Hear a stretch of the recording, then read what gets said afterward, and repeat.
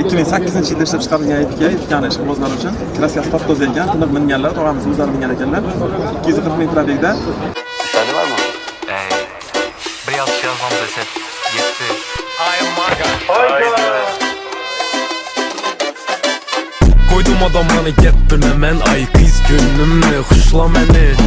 Uçup yatırma uşla beni. Bu gece günümü huşla beni. Bir kırasan disko duman. Hayat kısık lekime risk etemez. Bu gece yine keyif etemez. Şetin kısıkmaz ölümümü dert çekemem mi? Bileme yadımda yok lan. Yadımda kaldırdım yanımda yok lanım. Hemmeni canı bir oktadır. Buratla okladı. Pap pap pap. Sende var mı?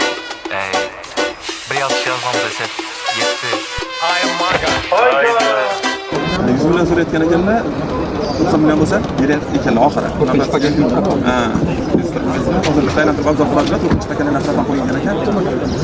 Eng oxirgi pozitsiyasi. Marhamat, o'tlayveradi. Son 677 677. 14.0. Ro'zg'orga raqamlarga aloqaga chiqamiz. Ushbu epikani tiniq holatdagi epika egalari nomerlari. Kimga qiziq bo'lsa, nomerlarga telefon qilib, kelib ko'rib gaplashib olishdi.